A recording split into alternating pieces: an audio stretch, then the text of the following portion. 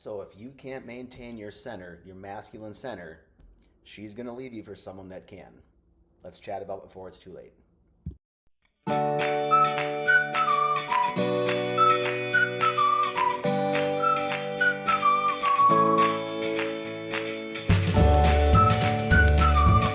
As always, folks, Coach Mark Mahalovic. So in today's video, we're talking about you being able to hold your masculine center and not become reactive to your external world, right?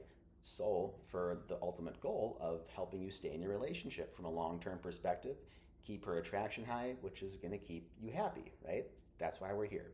So masculinity, right? What's masculinity again? Well, it's a lot of things, but today it's really focused on three big things: your confidence, being calm, and being centered, right? Because what are women most attracted to in men is their confidence, okay? But then throw in being calm and being centered. Those are two other ungodly important pieces today that I want you to keep in the back of your mind today and moving forward, okay? So why is being reactive so, why does it just diminish their attraction so, instantly, right? If you're gonna become like a jack-in-the-box, why does that make your woman or even anybody you're with not want to be around you? Because they don't feel safe around you, right? Why would anyone want to be around a person where at any flip of a switch, all of a sudden you're Dr. Jekyll, then you're Mr. Hyde? It's not fun for anybody, especially the girl you're trying to date or your girlfriend or your wife. It's not going to work, right? If she can't trust your masculine core, if she doesn't feel safe around you, she's not going to open up to you, and you're not going to get her love. Okay? She's going to have her guard up all the time because she doesn't trust who you are. And trust me, guys, I am telling you this from so many experiences in my life to where every single time I became reactive or just the stupidest things, I felt, and just an instant shift in someone's attraction. Just is almost instantaneous. Because then the next day, didn't really hear from them as much.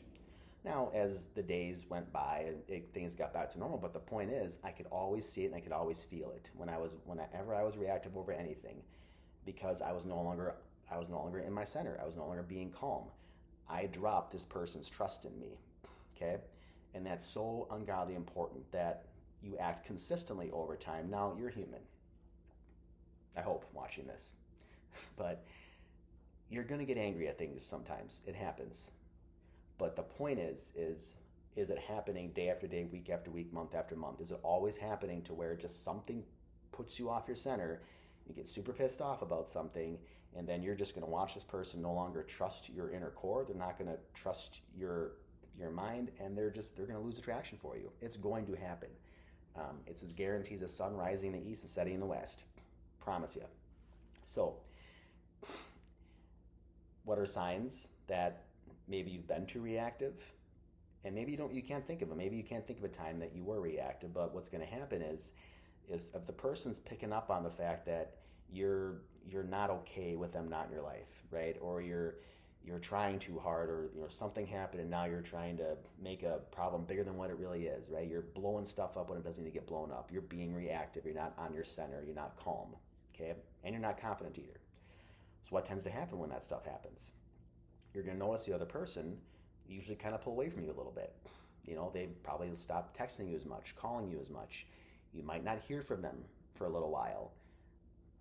Now, what is that?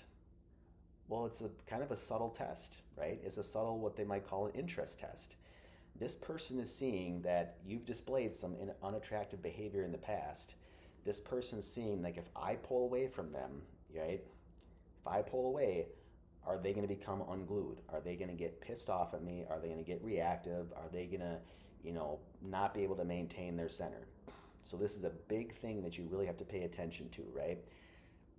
Is how the other person is showing up based upon how you've reacted in the past. So if you've had a history of being reactive and getting just really upset over little things, take a pause, and it's okay. You're human, right? Just breathe. You're here now, okay? And it's good you're here now.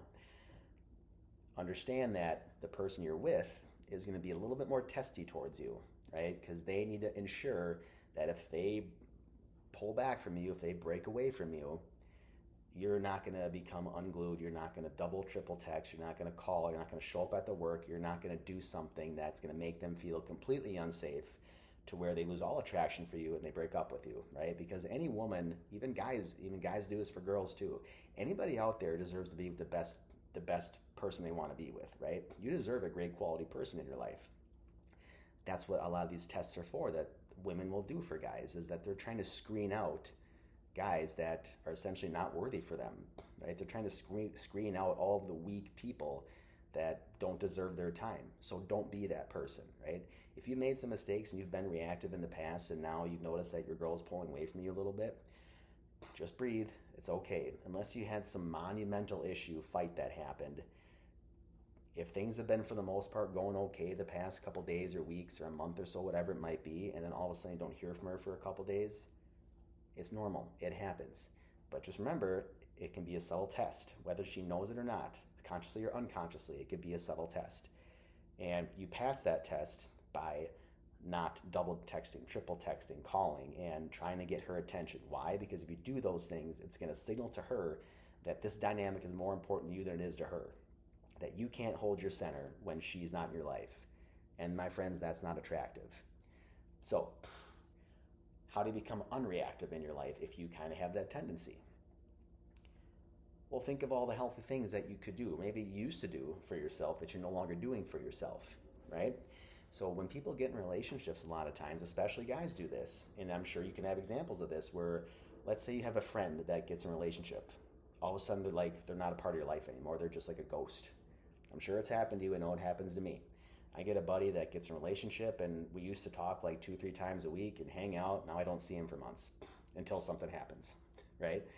The point is that when people get in relationships, you become so glued on this person that they become your sole source of happiness, which is a lot of pressure for them. And it's not fair to them, okay?